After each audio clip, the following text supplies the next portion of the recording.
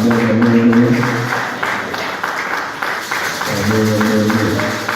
Nous allons continuer notre thème de la fois passée. On parlait sur le parcours de notre bénédiction. Je vais faire un petit expositif pour ceux qui n'étaient pas la fois passée. Je dis que le parcours, c'est l'itinéraire, le cheminement qui prend la bénédiction, la parole de bénédiction qui a pris. Lorsque nous avons parlé de ce parcours, nous avons vu que tout est lié à un fondement. Tout est lié à un fondement. Et nous qui sommes les chrétiens, la foi, c'est le fondement de la parole de Dieu. Amen. Et lorsque nous avons entendu parler de la foi, nous avons compris que c'est celui qui a vraiment montré le premier que la foi, c'était que Dieu avait choisi, qui est vraiment le Père de la foi. Et je pense que dans Matthieu 1, on présente le Seigneur Jésus-Christ comme dans la généalogie, c'est comme le fils d'Abraham. Parce qu'Abraham, c'est le père de la foi. Et on se dit qu'Abraham a eu Isaac, Isaac a eu Jacob. Et Jacob avait 12 fils et une fille qui s'appelait Dina. Et parmi les 12 fils d'Abraham, c'est chacun de ses filles qui va faire que l'Israël ait les 12 tribus. Amen. Et dans ce paragraphe de Jacob, on a bien vu qu'il avait 2 femmes. Parmi les 2 femmes, lui, il est même au nom Rachel. Il était venu pour épouser Rachel lorsqu'il travaillait chez son oncle là-bas. Mais comme c'était dans la loi juive que la cadette ne pouvait pas se marier avant l'aîné, il était contraint de prendre Léa et Rachel pour les épouser. D'où il a travaillé 14 ans pour prendre Rachel. Parce que Rachel était la cadette. Nous avons vu que Léa s'est retrouvée dans un mariage qu'il n'a même pas aimé. Dans un mariage qui n'a pas ce qui était sous sa demande. Parce qu'elle avait les yeux délicats, elle était laide de visage. Par contre, Rachel était belle. Malgré ses yeux délicats, malgré sa laideur, physiquement aux yeux des hommes, ses yeux délicats, qui est une façon diplomatique que la Bible a utilisée, qu'elle était vilaine, mais ses yeux, aux yeux des hommes, ça ne paraissait pas bien. Mais aux yeux de Dieu, ses yeux avaient un regard spirituel vis-à-vis de notre Dieu. Je vous ai dit que Dieu ne voit pas la beauté extérieure, mais Dieu voit la beauté du cœur. Dieu ne voit pas ce qui frappe à la vue, mais Dieu voit ce qui est spirituel. Amen. Et nous avons procédé jusqu'à l'autre, nous avons parlé de l'enfant. Elle s'est retrouvée dans un mariage tellement qu'il n'était pas aimé, mais par la grâce de Dieu, Dieu lui a rendu féconde. Par contre, Rachel, qui était aimée, la plus belle, elle était stérile. Mais cette stérilité ne venait pas de Dieu. Et après, il a eu son premier enfant qui s'appelait Ruben. Il a dit cette fois-ci, j'espère que mon mari m'a aimé. C'était sa confession que mon mari doit m'aimer. Mais le mari n'a pas aimé à Ruben. Il a eu tellement qu'il confessait à Dieu. Et Dieu a encore donné un enfant qui s'appelait Ruben. Lorsqu'il a eu le deuxième enfant, il a dit j'espère que cette fois-ci encore mon mari va m'aimer. Encore tellement qu'il glorifiait Dieu à chaque fois qu'il avait un fils. Et comme je vous ai dit, lorsque tu glorifies Dieu, Dieu va faire encore. Lorsque tu rends grâce à Dieu, Dieu va faire encore. Et au troisième enfant, lorsqu'il a eu Lévi, qui est le sacrificateur, et que nous aussi qui nous sommes dans la sablière, qui nous sommes dans les sacerdotes, les sacrificateurs, il a changé maintenant de requête. Il ne parlait plus que mon mari va m'aimer. Il a dit, cette fois-ci, mon mari va s'attacher à moi. Amen. Et il a eu le troisième fils. Et après, tellement que sa confession était, mon mari doit m'aimer. Au premier, j'espère qu'à partir du deuxième enfant, son mari a déjà commencé à l'aimer. Parce qu'au troisième enfant, il a dit, non, mon mari va s'attacher à moi. Et nous avons vu que même Abraham, avant, et Jacob plutôt, avant de mourir, il a dit si je meurs, il faut m'enterrer à côté de ma femme Léa. Parce qu'il commençait déjà à s'attacher à elle. Tout ça, c'était grâce à la confession. Malgré sa laideur, malgré qu'elle était vilaine, malgré sa beauté physique qui ne plaisait pas aux hommes, mais sa beauté des yeux la plaisait à notre Dieu parce que Dieu l'avait exaucé. Et nous avons dit, il a dit encore, tellement qu'il louait Dieu, Dieu lui a donné encore un quatrième fils qui s'appelait Judas. Amen. Et ce Judas-là, c'est lui-même qui est le fondement de notre parcours de bénédiction. Parce que lorsque nous avons parlé de Judas, on a compris que Judas, c'est grâce à lui que dans sa tribu est venu notre Seigneur Jésus-Christ. Amen. C'est dans notre tribu qui est venu notre Seigneur Jésus-Christ. Nous allons aussi voir que Rachel aussi, évangélise sa sérénité, il aura deux fils, Joseph et Benjamin. Amen. Mais à part ça, comme ils étaient de deux femmes, mais chaque femme avait sa servante. Et Jacob a aussi mis d'autres enfants avec leurs servantes. Avec Bila qui était la servante de Rachel, ils ont eu deux fils, Agad et Dan et Nephtali, et avec Zilpa qui est la servante de Léa, ils ont eu encore Agad et Aser. Amen. Au total, il avait 12 fils et une fille. Et les 12 fils, ce sont eux qui ont fait les 12 tribus de Juda. Amen. Nous sommes arrivés que non, c'est Jésus Juda est le fondement de notre foi. Pourquoi? C'est dans la mesure où, que tu sois chrétien ou pas chrétien, là je vous dis, il faut savoir que Christ, Jésus-Christ, est capable de t'amener dans la dimension de Juda. Parce que lorsqu'il a eu le quatrième fils de Juda, il a dit, oh, cette fois-ci, j'ai loué l'Éternel. Et le nom de Juda signifie la louange. Bien aimé, lorsque Dieu t'amène dans une dimension qui est supérieure à tes attentes, tu vas commencer à danser. C'est ce que je vous ai dit, Dieu est capable de mettre un cantique nouveau dans ta bouche, un chant nouveau. Donc tu vas glorifier l'Éternel d'une manière parce que tu ne t'attendais pas. Lorsque tu pries Dieu et quelque chose t'a prié, tu vas rendre grâce à Dieu. Mais lorsque tu pries Dieu et fais quelque chose qui est au-delà de ce que tu attendais, tu vas commencer à danser, tu vas commencer à louer Dieu. Et ça même le nom de notre de Juda qui signifie louange. Et je vous l'ai dit, en tout cas, ça ce n'est pas bien que nous qui sommes chrétiens, que tu sois toujours triste, négatif, en train de dire que les choses négatives. Non. Il faut que tu comprennes que tu fais partie de ceux qui sont de la descendance de Juda. Juda signifie louange. Ça veut dire tu ne dois pas être triste. Amen. On a vu que Léa n'avait aucune espérance. Mais regardez comment Dieu a renversé sa situation. Regardez comment Dieu a renversé sa situation. Je vous dis, il faut déclarer par la foi, des fois que non, mon Dieu, tu es capable de changer cette situation. Amen, bien-aimé. Des fois, si tu fais un problème, confesse avec foi, avec positivité que mon Dieu est capable de renverser cette situation. On a chanté ici, il faut, lorsqu'on chante, c'est avec autorité. Donc, avec le Seigneur Jésus qui nous fait bon.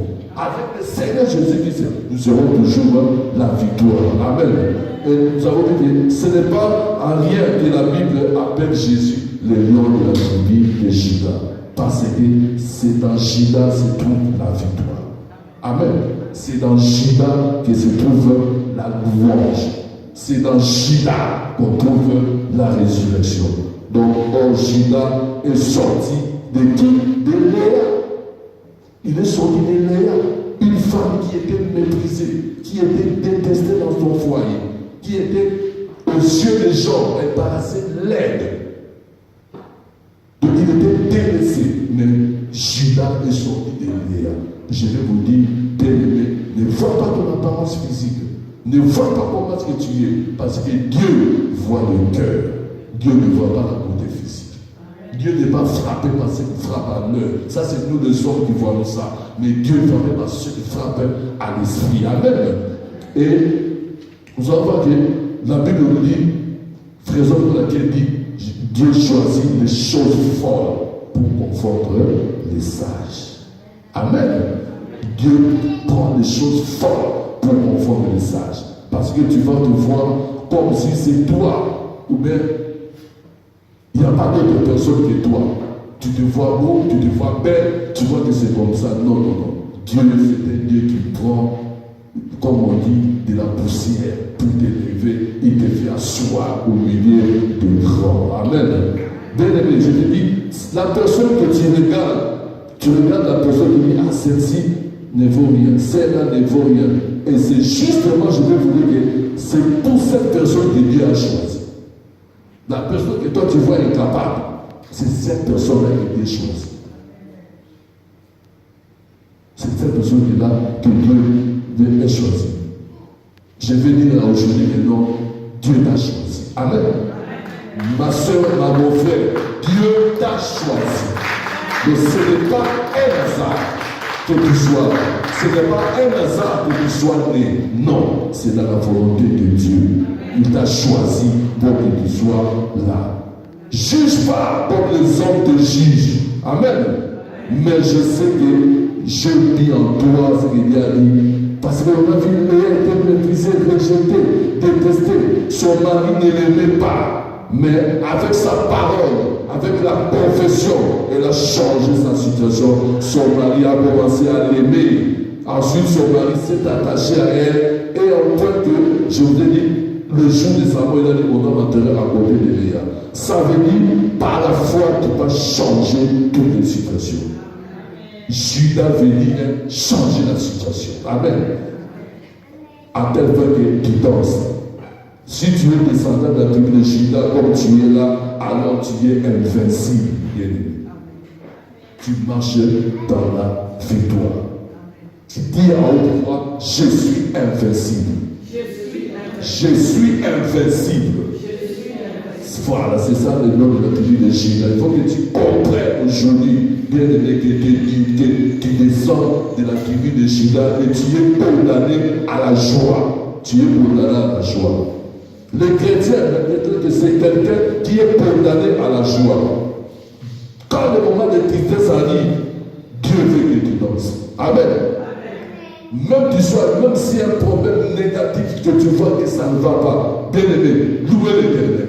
Parce que nous sommes de la descendance de Judas. Judas signifie louange. J'aime le psaume 23 lorsqu'il dit, lorsque tu traverses la vallée de l'ombre de la mort. Est-ce que la Bible a dit lorsque tu habites dans la maison? Est-ce que la Bible a dit lorsque tu es établi dans cette maison? Lorsque tu traverses. Ah bien aimé, dit ce n'est qu'une traversée. Ce n'est qu'une traversée. Ce n'est pas ta vie. Lorsque tu vois que ça ne va pas, c'est passager. Cette situation sera derrière toi. Parce que tu es invincible. Parce que tu es de la tribu de Judas. Tu es condamné à la joie. Tu dois comprendre que cette situation n'est qu'une traversée. Parce que tu traverses avec les noms de la tribu de Judas. La raison pour laquelle la Bible nous dit, même si je marche dans les eaux, le fleuve ne me submergeront point. Même si je danse dans le feu, la flamme ne m'embrasera pas. Parce que Jésus est avec toi. Notre Dieu est avec toi. C'est ça pour laquelle je te dis aujourd'hui, je t'interdis d'être triste et bien-aimé, déprimé, désespéré.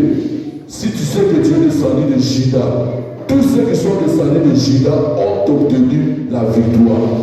Pourquoi? Parce que Jacob, avant de mourir dans Genèse 49, il a fait venir ses 12 fils. Amen. Avant sa mort, il a fait venir ses 12 fils. Et il a déclaré une parole de bénédiction à chacun de ses fils. Mais si nous lisons dans la parole de Dieu, la bénédiction de Judas, c'était vraiment tout particulier que les autres.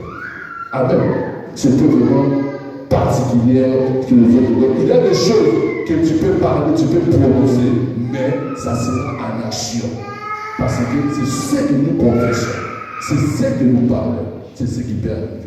Je vais dire aux parents, il faut parler de bonnes choses pour vos enfants. Il faut bien prophétiser des bonnes choses. pour vos enfants. Même si cet enfant est turbulent, même si ça ne va pas, toi prononce des bonnes choses. Parce que celle qui confesse aura des effets dans la vie de cet enfant. Amen. Il faut toujours parler des bonnes choses. Ne pas parler de négatif. Il faut parler des bonnes choses à vos enfants. Amen.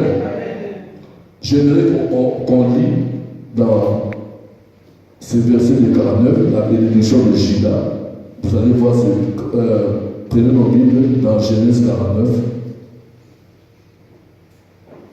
Nous sommes, il y a des bénédictions qu'il a dit à Ruben, ça ne nous intéresse pas. Nous, c'est Judas. 49, verset 8. Amen. J'ai lu notre Seigneur. Judas, tu recevras les hommages de tes frères. Ta main sera sur la nuque de tes ennemis. Les fils de ton père se prosterneront devant toi. Amen. Et aujourd'hui, qu'est-ce que nous faisons? Nous nous prosternons devant qui? Devant notre Seigneur Jésus.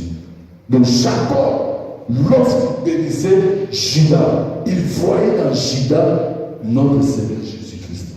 Amen. Il voyait en lui qu'il aurait un petit-fils qui c'est Jésus. Dans Genèse, il prophétise sur Judas. Si nous avançons, il dit Judas est un jeune lion. Amen. Bien-aimé, Jacob a dit sur son fils sans donner à quoi arriver à Jésus. Nous sommes dans Genèse. Amen. Mais il a vu Jésus dans Judas. Je ne sais pas si vous me comprendre. Il a vu Jésus dans Judas, dans son fils. Et aujourd'hui, on appelle Jésus le lion de la tribu de Judas. Et prophétisé, il a vu Jésus dans son fils. Et quand il bénissait Judas donc c'est la sœur de Jésus, il a appelé son fils lion. Judas, lion. Judas est un chien de lion. Donc il a vu Jésus dans Judas. J'aimerais que dis à ton voisin, Jésus c'est un lion. Jésus c'est le lion. Continue. Rien que après avoir parlé comme ses enfants, nous allons voir, il a continué sa bénédiction. Tu reviens du carnage, mon fils. Ça c'est frappant. Je me l'ai dit. Qu'est-ce que signifie carnage? Carnage signifie massacre. Amen. Carnage signifie tuer. Lorsque nous parlons de carnage, nous allons voir qu'il y a des gens, là où les gens se sont tués, il y a eu des morts. C'est ça que nous appelons carnage. Bien aimé, nous allons voir qu'il dit à Judas, toi tu reviendras du carnage, c'est-à-dire tu iras à la mort et puis tu reviendras. Ah bon? Et dans ce monde, qui est celui qui est mort et qui est revenu à la vie? C'est notre Seigneur Jésus-Christ. Donc il prophétisait ça à Judas dans Genèse, avant même la naissance de notre Seigneur. Mais Jacob, il voyait déjà Jésus-Christ dans Judas. Amen. Donc, lorsque nous sommes quelqu'un qui revenait de la mort, c'est une manière de dire que tu es immortel, tu es invincible. Parce que tu mourras et puis tu vas revenir à la vie. Donc tu es immortel. Tu es invincible. Tu es invincible. Et toi, aujourd'hui, tu pleures tout le temps, juste de voir d'où tu es descendu. Je ne veux pas que je te révolutionne aujourd'hui. Dois voir d'où tu es descendu. Bien aimé, tu es descendu dans la descendance de Judas. Donc nous sommes descendants de la tribu de Judas. Donc quels que soient les problèmes, sache que tu auras toujours la victoire. Parce que tout a été déclaré dans la Bible. Dans la Bible, Dieu est fidèle à sa parole. Il a dit ça à Judas avant qu'il n'avait de notre Seigneur Jésus-Christ. Et nous qui sommes en Christ, tout ça nous appartient. La bénédiction a dit que soit le carnage, on va dire tous les gens sont morts. mais il y a une personne qui va revenir de la mort, c'est Judas. C'est ce qu'il a dit, tu reviens du carnage. Donc ça veut dire, là où il y aura des massacres, là où il y aura des tueries, toi Judas, tu reviens. Et on a vu notre Seigneur Jésus qui est mort et puis il est revenu à la vie. C'est déjà prophétisé déjà dès la Genèse. Parce que Jacob voyait Judas dans notre Seigneur Jésus-Christ. Je vais te dire, ça veut dire que quel que soit le problème qui peut t'arriver, eh bien, tu t'en sortiras toujours. Quel que soit le problème qui peut t'arriver, tu t'en sortiras. Parce que tu deviendras du carnage. Parce que cette situation ne va pas te tuer. La situation là que tu traverses ne va pas te tuer. Même si ça te tue, qu'est-ce que Jésus a fait? Il est ressuscité. Ça veut dire, même si ces problèmes te tuent, bien aimé, tu reviendras du carnage. Donc, c'est la résurrection, c'est la restauration. Tu reviens. Même si ça ne va pas aujourd'hui, sache que non, ça ira. Parce que Dieu, c'est un Dieu qui restaure. Il est le Dieu qui ressuscite les choses. Mais cessez de prier. Amen. Il y a des choses que nous devons considérer ces choses dans la parole. Mais avoir la conviction de ces choses et être tranquille, bien aimé. Quand les problèmes viennent pour nous attaquer, on doit être tranquille. Vous savez pourquoi? Parce qu'on sait qui on est. À partir d'aujourd'hui, quel que soit le problème, sache qui tu es. Sache que tu es descendant de la tribu de Judas. Amen. Jacob a déclaré une seule parole sur Judas et cette parole est en activité jusqu'à aujourd'hui. Lorsque nous continuons à lire toujours dans la bénédiction de Judas, dans 49 minutes, après Judas était jeune lion, il a dit, tu reviendras du carnage, mon fils, et quoi? Il ploie les genoux et il se couche comme un lion. Alléluia.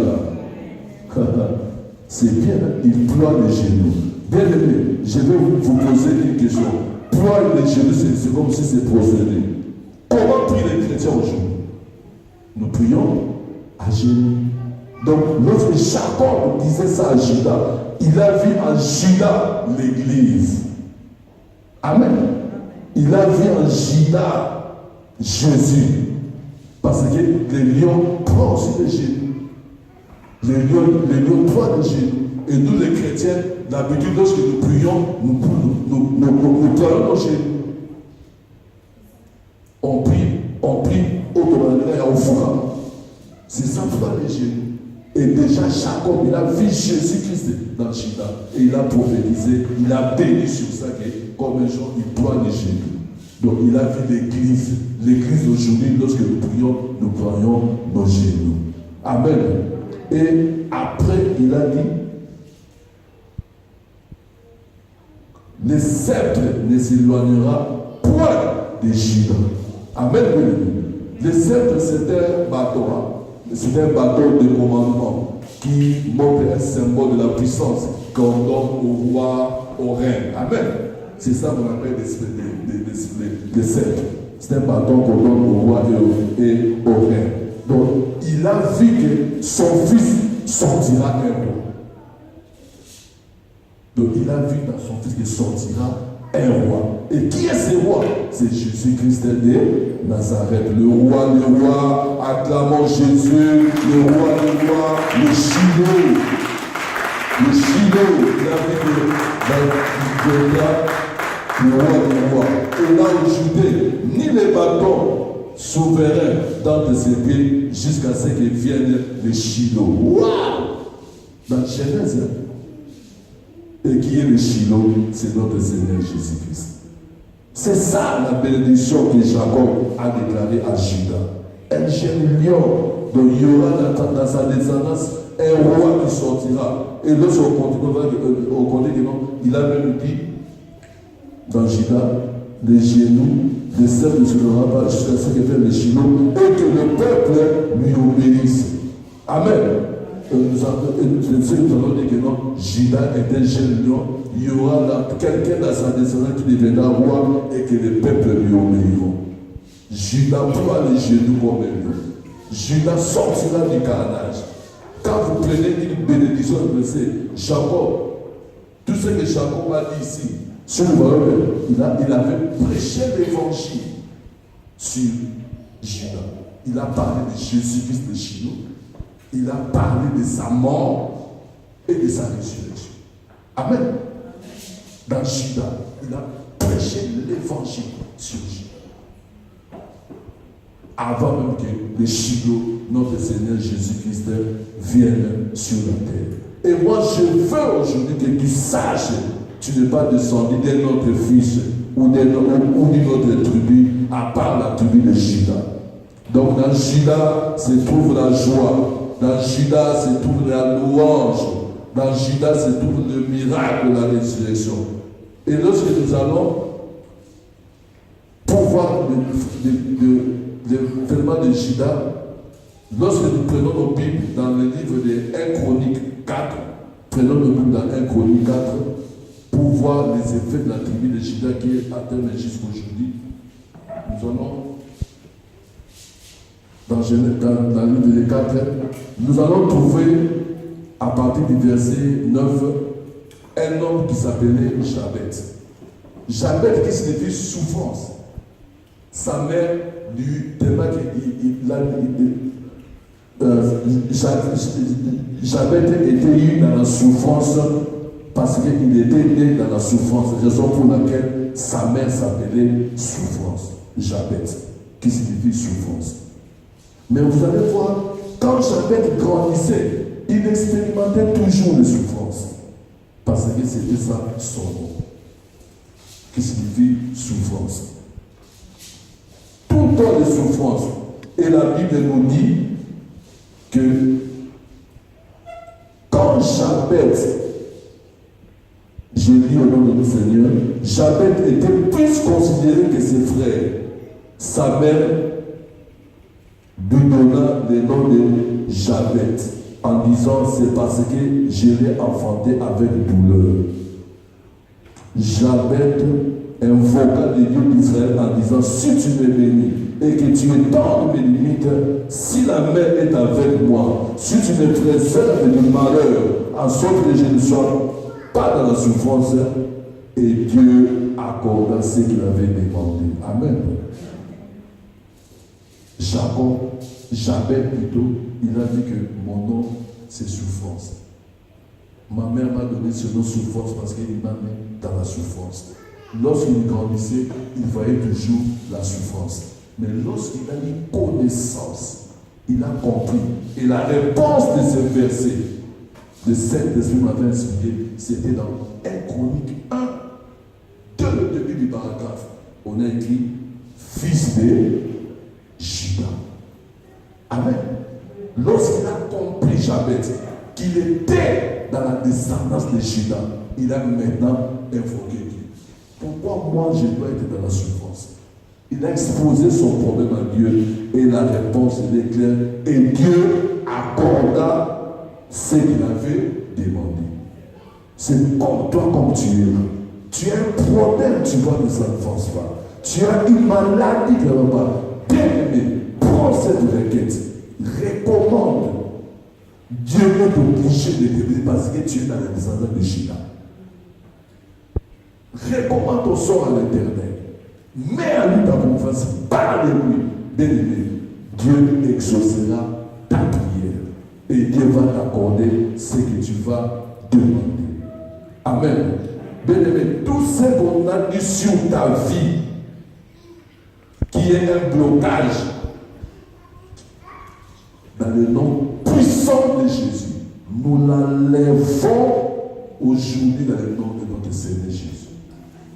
Je répète encore, tout ce qui était blocage dans ta vie, dans ta situation, au nom de notre Seigneur, nous l'enlèvons cet après-midi au nom de Jésus. Parce que nous avons droit, nous sommes de la descendance de Judas. C'est notre droit. Et Dieu est obligé de le faire. Nous sommes dans l'obligation de demander notre don, de ce notre Dieu. Il doit le faire. Et j'ai expérimenté deux rois qui étaient aussi le roi de la tribu de Juda. Et à chaque fois qu'ils avaient un problème, ils rappelaient toujours l'Éternel. Même si nous prenons 2 Chroniques 20, allons-y parce que le temps passe, dans 2 Chroniques 20, nous allons voir que Dieu nous parle. 2 Chroniques 20, il y a un roi qui était menacé. Dans 2 Chroniques 20, on nous parle d'un roi, Josaphat, qui était menacé par 3 armées. Amen. Au moment où, lorsqu'on lui a envoyé une note que non, on doit le menacer. Et il a eu d'abord peur. Et après, il a recommandé cette requête à l'Éternel. Nous allons voir que malgré, au moment où les chants ont commencé, Dieu leur a donné une instruction. Mets la morale devant. Vous ne combattez pas, c'est moi qui combattrai. C'est ça la réponse de Dieu. N'ayez pas peur, vous ne combattez pas, c'est moi-même qui va combattre vous. Mets la morale au devant des troupes et allez quand même au champ de bataille. La chorale était de raison pour laquelle je vais dire à nos choristes, Amen. Vous qui nous menez dans la louange, dans l'adoration, il faut vraiment que vous nous menez d'une manière qui soit agréable à notre Dieu. Parce que rien que dans la louange, rien que dans l'adoration, bien aimé, Dieu peut briser le chien. Avant même que la prédication commence, avant même que tu entendes la parole, Dieu est capable de le faire. Parce que dans l'histoire de Josaphat, on va voir, la chorale était devant. Ils chantaient. On commençait. Et au moment où ils ont commencé à chanter, les 3 armées qui voulaient venir attaquer Josaphat, le roi de Juda, la Bible nous dit, les 3 armées qui venaient se sont arrêtées. Et ce n'est pas Dieu qui leur a dit de chanter, mais ceux qui ont reçu la révélation de chanter, tellement qu'ils ont reçu la parole avec joie. Maintenant, la question est bonne. Comment est-ce que toi tu reçois la parole de Dieu? Comme tu es. Lorsqu'on te prêche la parole de Dieu, tu la reçois comme une parole de Dieu. Il faut la cultiver comme on cultive, on laboure le champ. Une parole de Dieu, il faut la manger. Amen. Il faut demeurer dans la parole pour que tu vives les réalités de la parole. Il faut, je recommence, il faut cultiver la parole. Tu écoutes la parole, tu la cultives, tu la manges, tu demeures dans la parole et tu verras la gloire de Dieu. C'est ce qu'ont fait les enfants d'Israël, de Juda. Lorsqu'ils ont commencé à chanter, les 3 années qui les ont adressés, ils ont commencé à s'entretuer entre eux. Quel Dieu! Et lorsque Josaphat et son armée sont arrivés dans le lieu de bataille, ils ont vu les 3 armées se sont entretuées, il y avait des cadavres. Et comme dans les temps, lorsque vous venez dans le bataille, vous amenez tout avec leur trésor. Et la Bible nous dit ici que non, ils ont fait 3 jours pour ramasser les trésors comme butin. Amen. Amen. Quel Dieu! Quel Dieu merveilleux! Donc, il combat pour nous. Avant même que nous commençons le combat, il a déjà combattu. Il a déjà combattu. Pourquoi? Parce que lorsque vous voyez, vous cherchez la réponse de Josaphat, vous allez voir dans Josaphat 19, roi de Juda. Donc si tu es dans les années de Juda, sache que l'Éternel combattra pour toi. Quel que soit ton problème, Dieu sera toujours. Et le deuxième roi que j'ai expérimenté, c'était dans Ézéchiel, dans Ésaïe 36. Ésaïe 36. Dieu nous parle encore d'un autre roi, Ézéchias. Lui aussi qui était agressé. Tellement qu'il était agressé, qu'est-ce qu'il a fait? Il a pris encore la requête, il a donné à Dieu. Ah Seigneur, lis la requête. On m'a envoyé une autre que donc on va m'attaquer. Par le roi d'Assyrie, je peux. Et l'Éternel a dit la requête, il a mené la requête au temps. Et là, je m'adresse à vous. 2 fois, tu as un problème, mais tu es à la maison. Or, nous avons un culte de mardi de l'intercession. Tu peux venir avec ta requête. Tu donnes ta requête à l'Éternel. Parce que c'est lui qui est la solution. Amen. La solution, c'est là. C'est ce qu'Ézéchiel s'est fait. On lui a envoyé la note, on va t'attaquer tel jour. Il a dit, en tout cas, nous ne saurons pas. Le roi d'Assyrie était tellement fort. Il a conquis toutes les villes puissantes qui étaient avant qu'il revienne dans Juda. Mais il a pris la requête, il a donné à Dieu. Et Dieu l'a dit, soyez calme moi-même, j'ai pour m'attendre pour vous. Et il leur a donné même la chose, il a dit, Dieu va dire à l'armée de la Syrie, n'entrera pas dans cette ville. Dieu a dit ça. Et lorsque vous allez voir, malgré qu'ils étaient venus pour entrer dans la ville, la Bible nous dit, l'ange de l'Éternel est descendu la nuit et il dormait. Mais l'ange de l'Éternel est descendu la nuit et il a tué les Assyriens. Au moins 185 000 hommes étaient tués. Et lorsque la Bible nous parle de l'ange de l'Éternel, c'est notre Seigneur Jésus-Christ.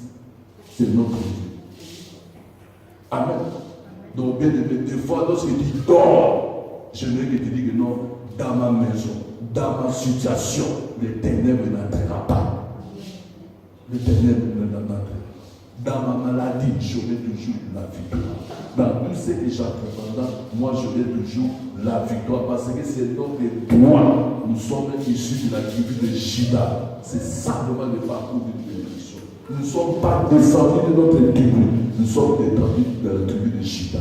Et lorsque vous allez voir Ézéchiel, pourquoi il a eu cette victoire? Il a compris que je suis dans les descendants de Juda, j'ai mon droit. Il a invoqué l'Éternel et l'Éternel l'a mis dans ses droits. Amen. J'aimerais aujourd'hui aussi, comme toi tu es là, que tu saches que non, tu es descendant de la tribu de Juda et que tu es dans tes droits. Quel que soit le problème, sache que l'Éternel a déjà combattu pour vous. Amen. Lèvons-nous, nous allons prier pour vous.